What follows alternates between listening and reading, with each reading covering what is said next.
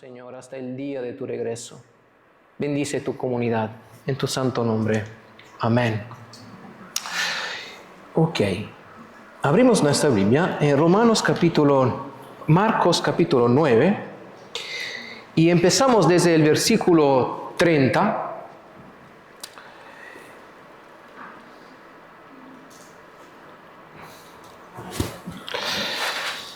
Leemos los primeros 3 versículos y después le pido a Miriam, mi esposa, de leer cuando necesito otros versículos. Okay. Habiendo salido de ahí, caminaban por Galilea. Él no quería que nadie lo supiera. 31.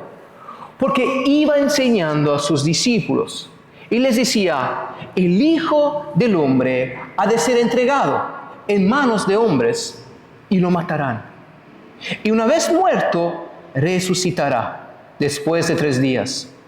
Pero ellos no entendían esta palabra y tenían miedo de preguntarle.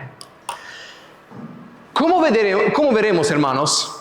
Sin excepción, religiosos como no religiosos, estamos todos buscando algo que pueda llenar nuestros corazones, nuestras vidas, de algo permanente, de algo completo. Todos, hermanos, en esta habitación, en este lugar, estamos buscando a alguien que dé sentido a nuestro universo y nuestra existencia.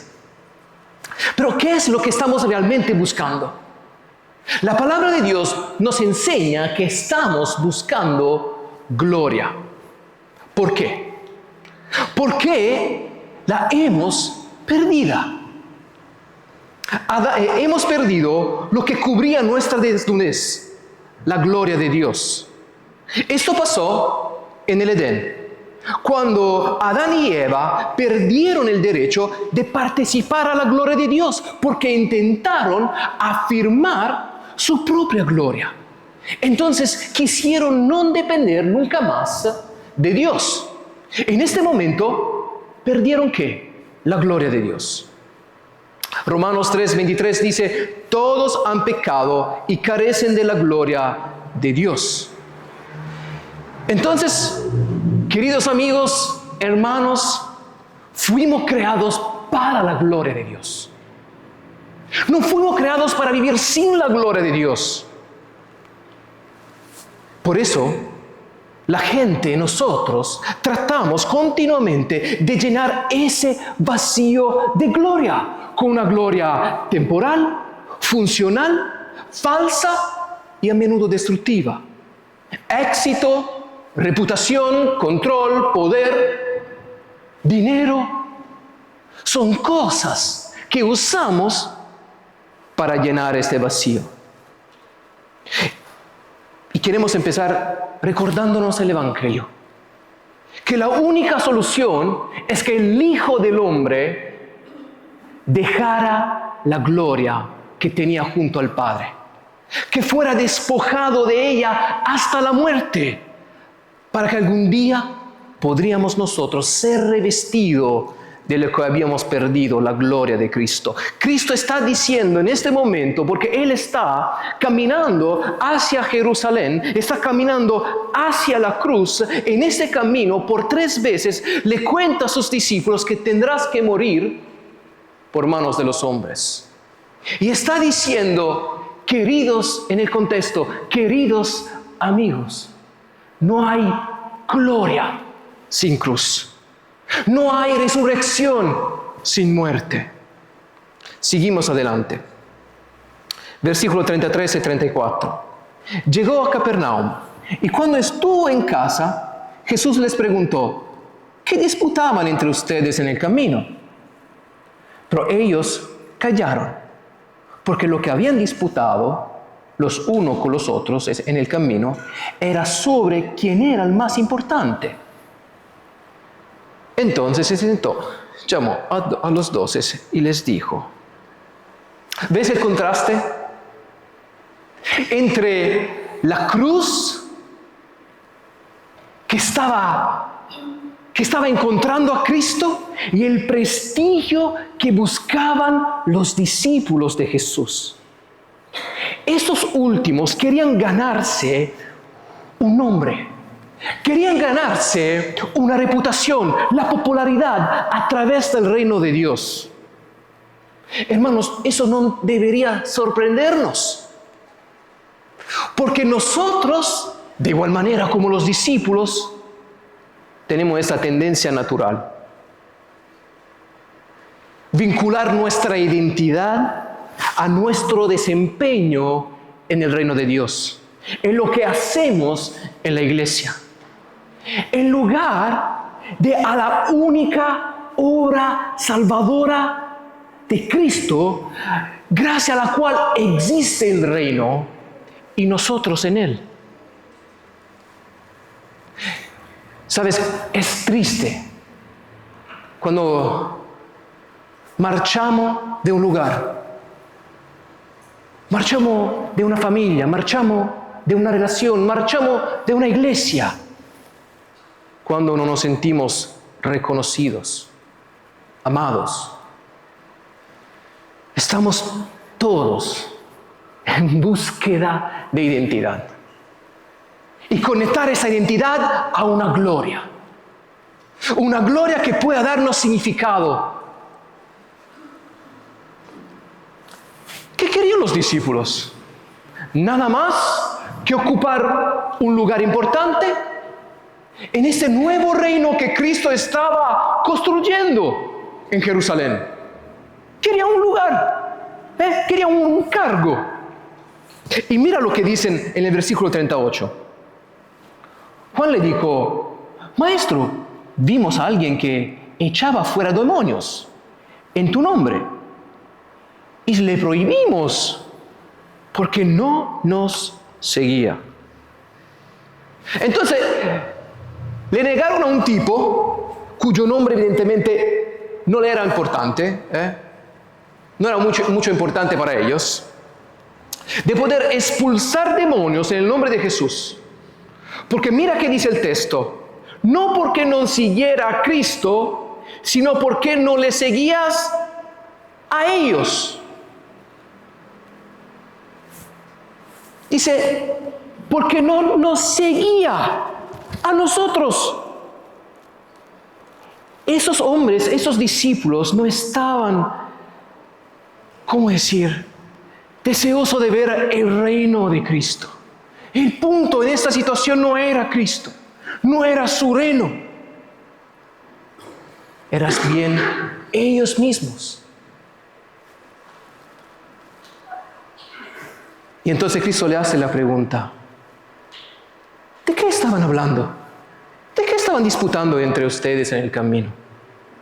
Me imagino a Cristo que estaba caminando, que le hablaba de su muerte, le hablaba de la cruz, y quizá ellos atrás, entre ellos, que estaban diciendo: ¿quién será el primero en este reino? Yo me fui al monte de la transfiguración, yo vi la gloria de Cristo. No, yo soy el más importante entre nosotros. Y Cristo ahí, que estaba escuchando, sabía, pero no contestó nada. Esperó el momento en el cual todos estaban en casa con él. Y ahí le hizo la pregunta. Y mira lo lindo, Cristo se sienta, como hace un maestro, toma del tiempo, se sienta, y esa es misericordia. Y le hace la pregunta. Y en el hacerle la pregunta, está creando espacios. Está creando una oportunidad para los discípulos para confesar sus pecados. Y en ese momento empezaron a mirarse en los ojos, a bajar la cabeza y mirarse entre ellos en silencio. Un silencio incómodo. ¿Pero por qué para ustedes se quedaron callados? ¿Qué sentían en ese momento los discípulos? ¿Quién quiere contestar? Vergüenza. ¿Y por qué sentían vergüenza?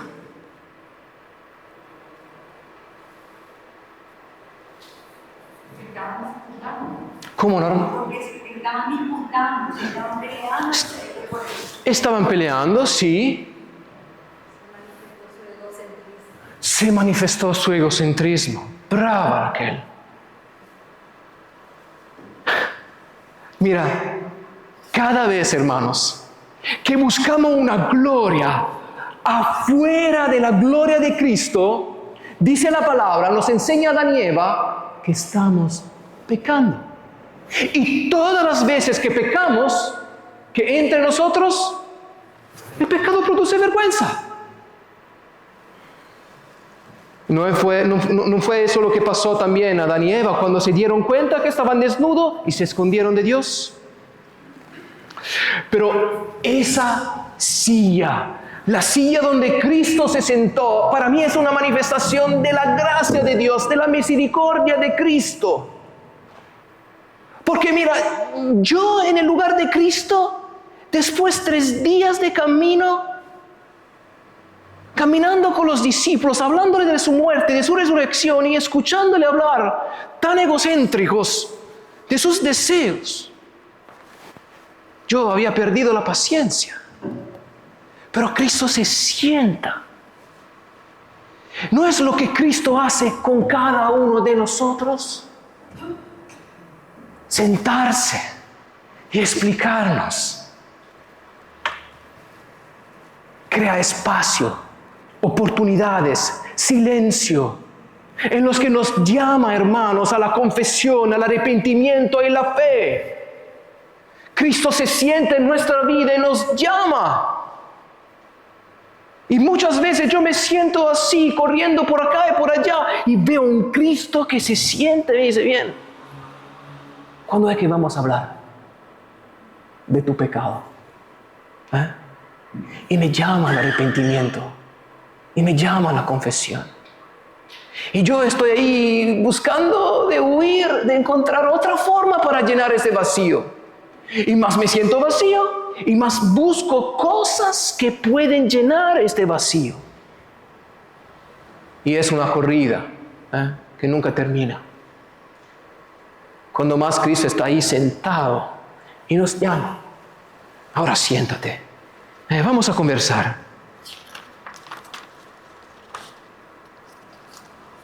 Los discípulos, ¿qué no veían? No veían el orden inverso del reino de Dios. Jesús dijo, quien quiera salvar su vida, que la pierda. Quien quiere ser el primero, sea el último. Para recibir, tienen que dar. Quien quiera dar fruto, que muera. El reino de Dios revuelve los criterios humanos de éxito, de poder, de grandeza, de seguridad. Pero nosotros, hermanos, por naturaleza, ¿qué deseamos? Odiamos los últimos lugares. Venimos al mundo para ser los primeros.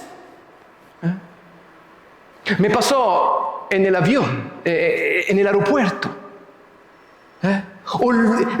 Odio. Yo soy el primero que busca la manera de hacer un paso adelante en la cola.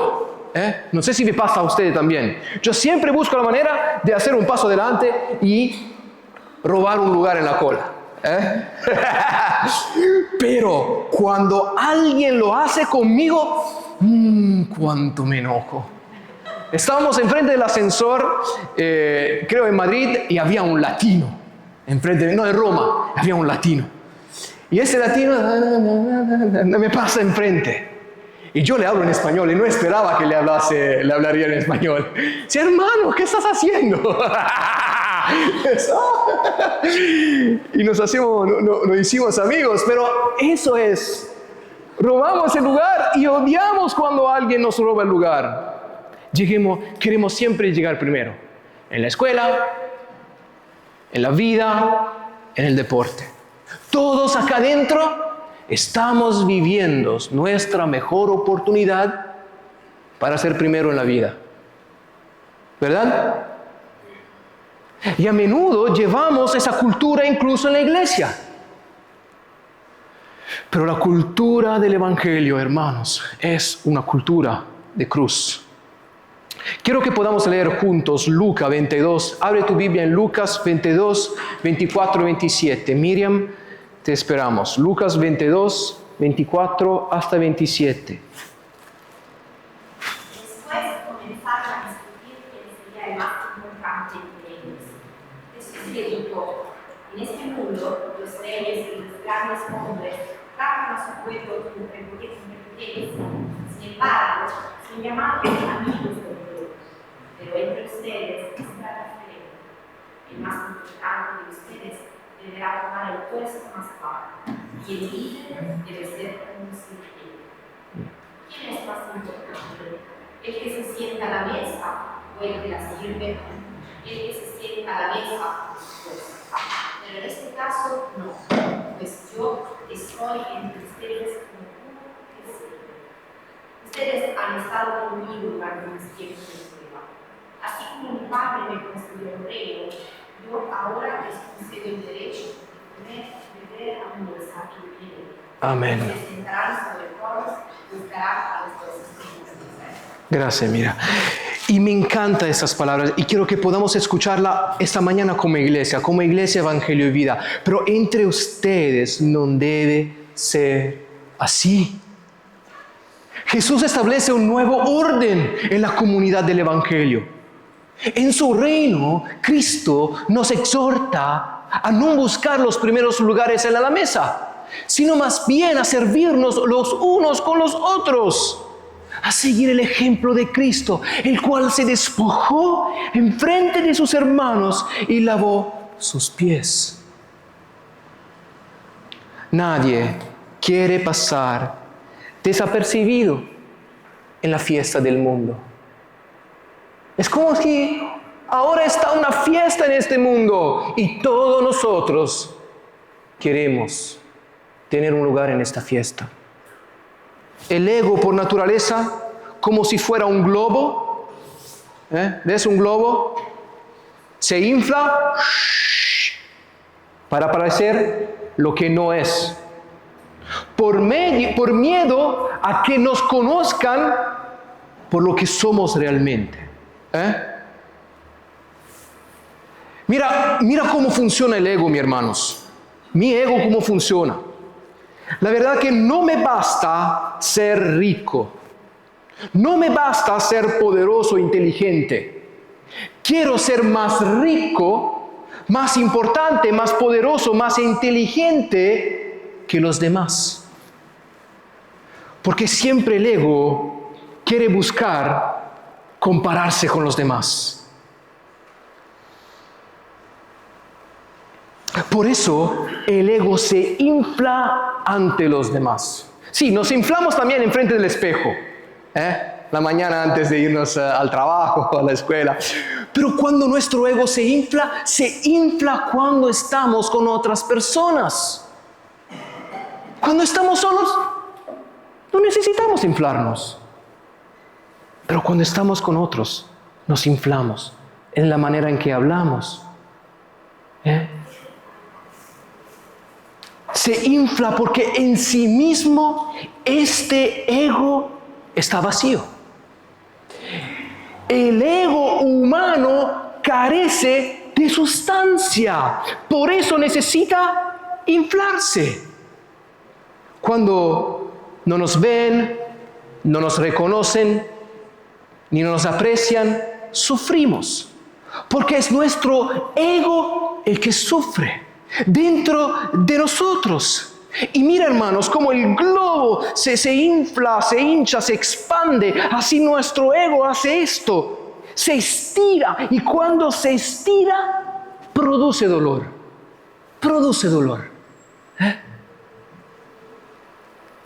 El ego está constantemente inflándose. Vimos esta mañana un lindo ejemplo de este libro que estamos haciendo con el discipulado. El ego está constantemente inflándose, entonces con un orgullo arrogante, donde tenemos que ser los primeros, o nuestro orgullo el globo se desinfla. Entonces este orgullo temeroso, que dice no, que quiere parecer humilde. Yo no lo hago.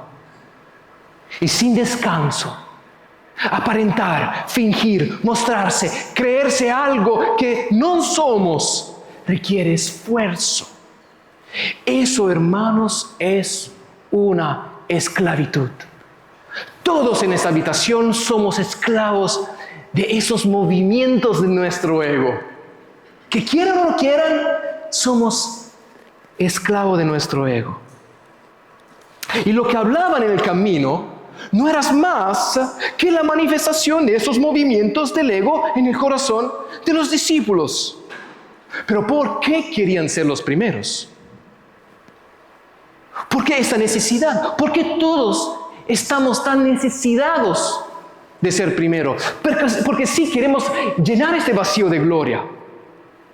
Y porque al final, en última instancia, los hermanos, los discípulos, no habían experimentado ni saboreado la dulzura de la justificación por la sola fe. Ok, toma esta información y pónela en el bolsillo. No habían experimentado todavía la dulzura de la justificación por la sola fe.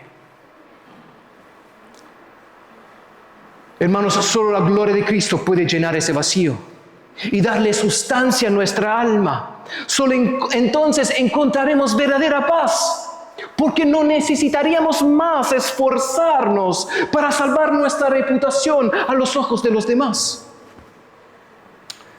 Solo Cristo, solo la cruz. Por eso Cristo quería llevar a estos discípulos desde el comienzo hacia este camino de cruz, porque solo la cruz puede salvarme de esta hambre insaciable que se encuentra en mi corazón, que destruye todo a mi alrededor.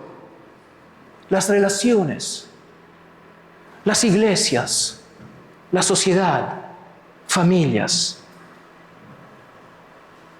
¿Sabes qué? Cuando olvido que fui salvado por gracia mediante la fe, no por méritos, por la sola obra de Cristo, por medio del cual me es imputada la justicia de Cristo, cuando me olvido del Evangelio, ¿sabes qué hago? ¿Sabes qué me pasa? Volver una vez y una vez más enfrente de ese tribunal. Cuando yo vivo mi vida olvidándome el Evangelio, que soy un hijo amado, justificado por la sola fe, y que en toda esta obra de redención no hay méritos, ¿yo qué hago cuando escucho críticas hacia mí? Fracasos, problemas, vuelvo enfrente de ese tribunal, donde de vuelta tengo que ser juzgado por mis obras. ¿Entendés? Es claro. Y vivo eso una y una vez más. ¿Y eso qué produce? Estrés, preocupaciones, angustias. Pero hermanos, la única opinión que importa es la opinión de Dios. Y cuando Dios me mira a través de Cristo y me considera más valioso de todo el oro y la plata de este mundo, su justificación me salva de la esclavitud del ego. Y Cristo me hace libre. Por eso vino Cristo, para hacerme libre y para vivir la libertad que hay en Cristo. La libertad de mi esclavitud, de mi ego. El Evangelio dice, consumado es. Por lo tanto, ya no hay condenación para los que están en Cristo Jesús. Entonces, ¿por qué? Esa es la pregunta, mis hermanos, que hago a mí mismo y hago también a vos. ¿Por qué entonces, Giacomo? ¿Por qué entonces, hermanos, nos condenamos una y otra vez? ¿Por qué vivimos si como fuéramos condenados?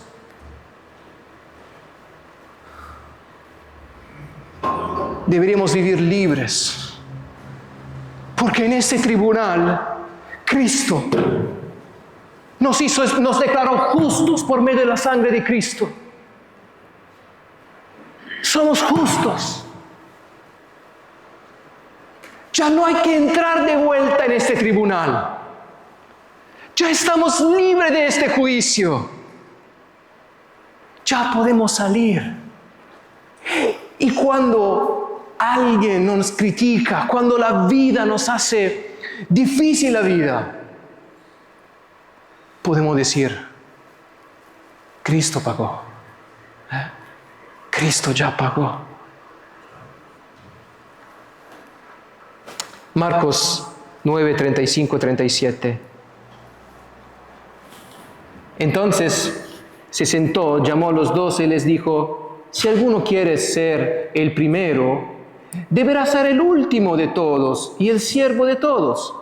Y tomó un niño y lo puso en medio de ellos, y tomándolo en sus brazos, le dijo, el quien en mi nombre recibe a alguien como este niño, a mí me recibe, y el que a mí me recibe, no me recibe a mí, sino al que me envió. Me pregunté, ¿por qué? ¿Qué necesidad había de contar que Jesús abrazó a ese niño? Y en el original, ese abrazo no es Cristo que se sienta y toma el niño, no. En el original, ese abrazo da la idea de un abrazo total. Cristo hizo así con este niño, lo tomó así, lo abrazó, quizá lo besó. Este gesto conmovió a Marcos, por eso Marcos lo escribió. Verás que en el mundo antiguo los niños ocupaban el lugar más bajo en la escala social. Un rabino como Cristo no se relacionaba con los niños, y muchos menos los abrazabas, o los dejabas quizás correr por el templo gritando, ¡Hosanna, Hosanna! Hermanos, solo después del Renacimiento, se empezó a considerar los niños adorables, inocentes.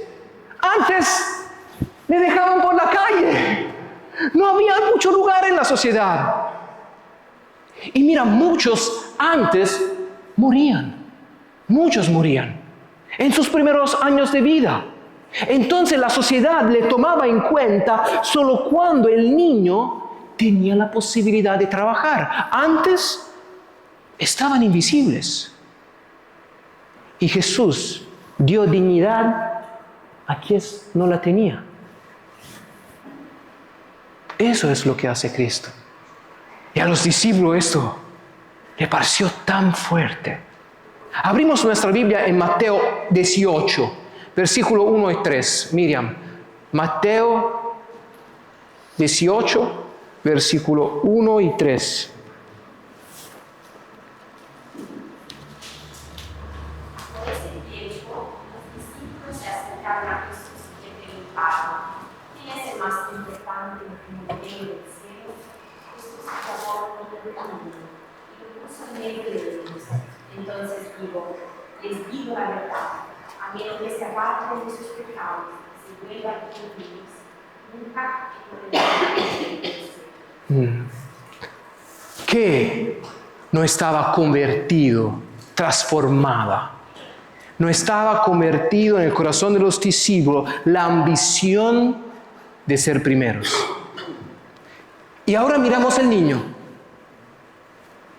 Al niño no le importaba nada de lo que estaba pasando.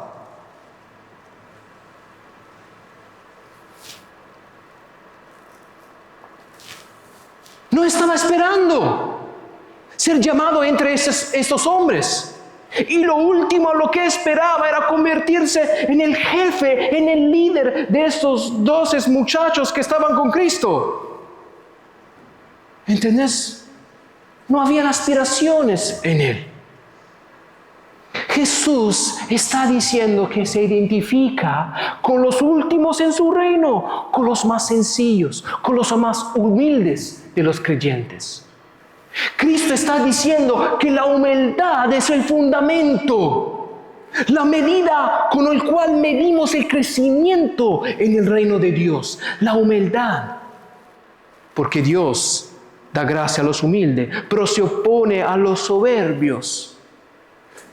Hermanos, Para Cristo el único crecimiento es cuando crecemos en humildad. El crecimiento que pasa en el contexto de la humildad.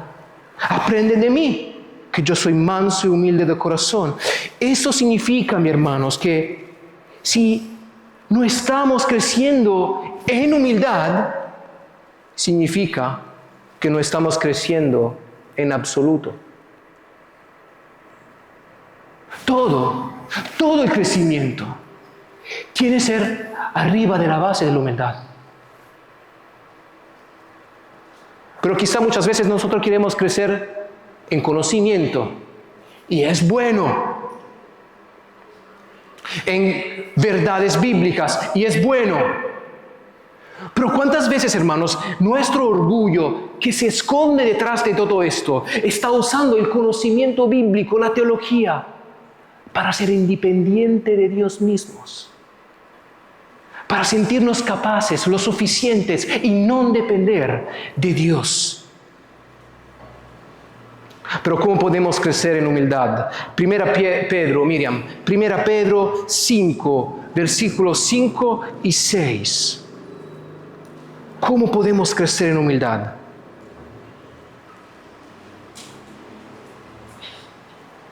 Del mismo modo, ustedes los más jóvenes tienen que aceptar la autoridad de los ancianos. Todos buscan su humildad en su trato con todos nosotros, porque Dios se opone a los orgullosos, pero da gracia a los humildes. Así que humíllense al gran poder de Dios y a su debido tiempo, Él os levantará. ¿Cómo nos hace humilde Dios? ¿Qué dice el texto? ¿Alguien que escuchó? Humillarse. Pero ¿bajo cosa? El texto dijo el poder. Una otra traducción, ¿de qué estaba hablando? De la mano poderosa de Dios. Está diciendo el texto que Dios nos hace humilde como Cristo, poniendo su mano poderosa arriba de nosotros. Y a través de la cruz nos aplasta hasta reducirnos a cero. Hermano, hermana, deja que Dios, a través de la cruz, por medio de las circunstancias de la vida, como por ejemplo el sufrimiento, los fracasos, pueda reducirte a lo cero, matar tu ego. Entonces dice la palabra que experimentarás el poder de la resurrección. No hay gloria sin cruz.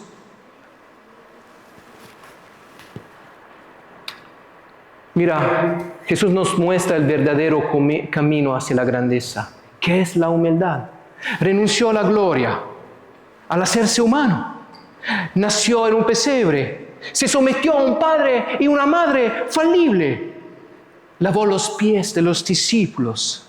Se hizo, dice la palabra, Filipenses capítulo 2, versículo 5, se hizo obediente hasta la muerte.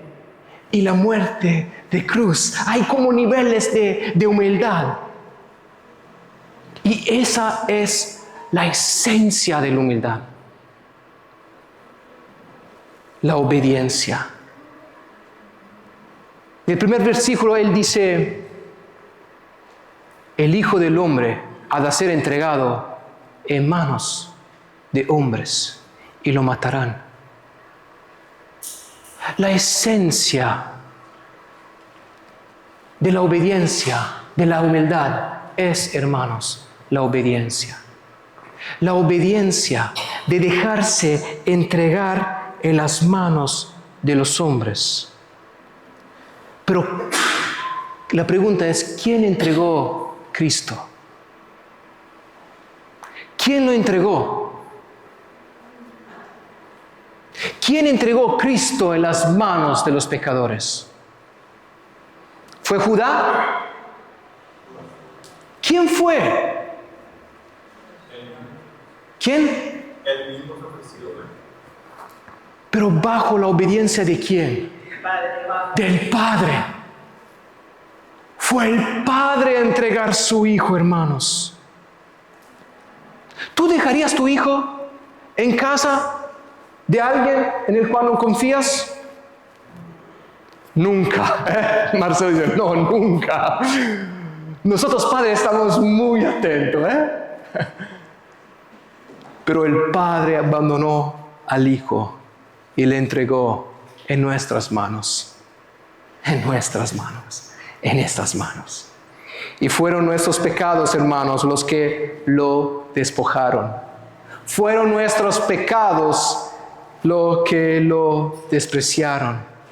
Fueron estas manos que lo clavaron en la cruz para que tú y yo fuéramos libres. Libres de nuestro orgullo. Y por su obediencia, símbolo de su humildad, el Padre, dice Filipenses capítulo 2, lo exaltó y le dio el nombre que está por encima de todo nombre, para que ante el nombre de Jesús se doble toda rodilla. La buena noticia, hermanos, que si esta mañana doblamos nuestra rodilla ante Cristo, Él nos dará su nombre. Entonces seremos llamados hijos de Dios.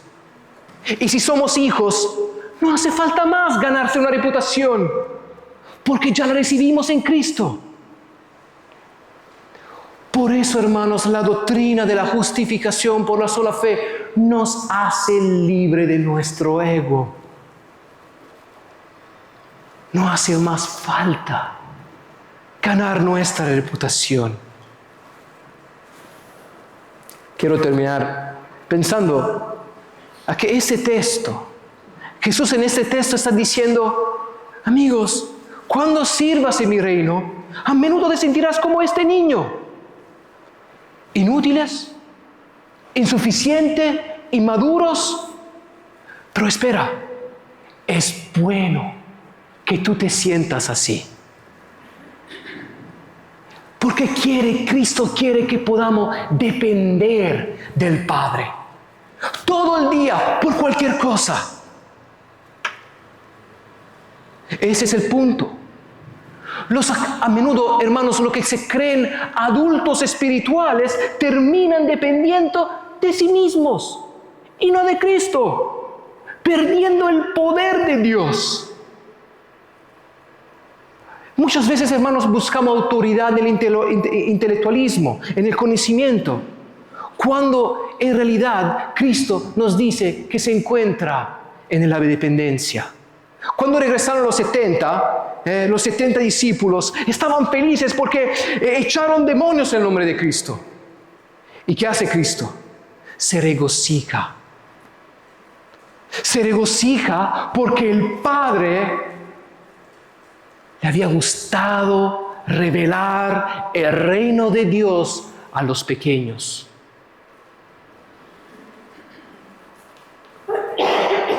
A Cristo le encanta adultos que no han perdido la dependencia de los niños pequeños. A los que quieren ser incapaces, sentirse insuficientes. Y mira, Cristo no era... Hoy en día tenemos muchas películas, The Chosen y muchas. Y siempre vemos un hombre a veces muy occidental, ¿ok? Y muchas veces con una linda cara, una linda sonrisa. A veces lo hicieron también rubio a Cristo, imagínate.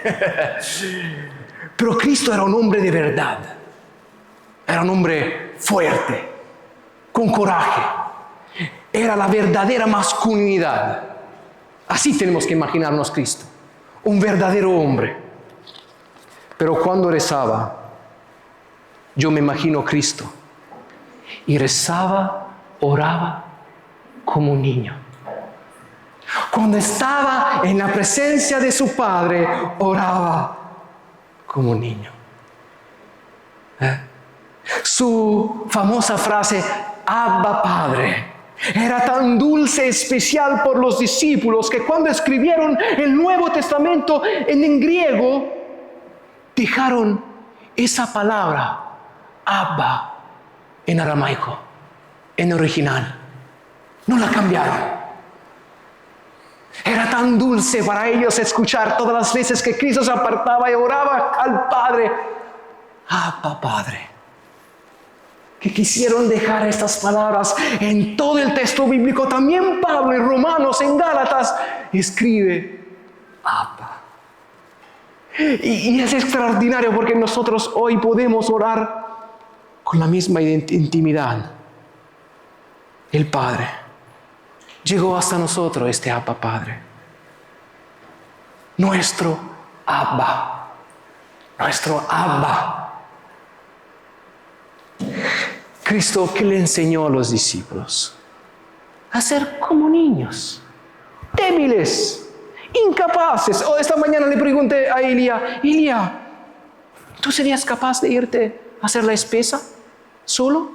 Dijo, no. Dependería de ti, papá. ¿Y tú serías capaz, Elías, de irte a la escuela solo? No, papá, no puedo. ¿Y nosotros qué hacemos muchas veces, hermanos? Buscamos la manera de ser independientes. Cuando el Padre quiere que seamos dependientes de Él. En todo y durante todo el día. Y mira, Cristo nos regaló ¿qué? Su Espíritu Santo. ¿Y qué hace el Espíritu Santo? Nos enseña a clamar Abba Padre. Lo que Cristo decía en su intimidad. Abba Padre. Hermanos, salgan a este mundo y pónganlo patas arriba con la cultura del Evangelio. Hermanos, hermanas, sean los últimos en este mundo. Y muéstrale al mundo que son hijos de Dios. Y que dependen del Padre en todo el día. Terminamos con una oración. Padre, gracias Señor por tu palabra. Gracias Señor porque es capaz Señor de tocar nuestros corazones en el profundo, Padre. Y Señor, quizá ahora es un espacio, Padre, para nosotros, como hijos, donde tenemos la oportunidad en ese silencio, arrepentirnos. Padre, perdónanos, Señor, cuando, Padre, decidimos vivir sin ti. Correr lejos de ti, depender de nuestros esfuerzos, Padre. Cuando creímos a la mentira, Padre, que madurez es independencia. Padre, que podamos crecer en depender en ti, en todas cosas, Padre. Padre, perdónanos, Señor, cuando creemos que tú no estás interesado, Padre, a nuestra escuela, a nuestra universidad, en quién casaremos, Señor, en quién, Padre, con quién viviremos, Señor, en la casa que tendremos un día que comprar, el auto, Señor, la educación de nuestros hijos, Padre, cualquier cosa, Padre. Pero tú quieres, Padre, que dependemos de ti y que podamos, Señor, morir a nuestro ego. Padre, yo te pido que tú puedas llenar esta iglesia de tu Espíritu Santo, para que podamos, Señor, entre nosotros tener el mismo sentir que hubo también en Cristo Jesús, Padre. Haz de nosotros, Señor, hombres y mujeres humildes, Padre. Y que entre nosotros como iglesia, Padre, podamos realmente respirar, Padre, esta humildad de Cristo. Que podemos, Señor, correr a servirnos el uno al otro. Y podemos llamarnos el uno al otro al arrepentimiento, Padre. En tu nombre santo te pido todo esto. Amén. Amén.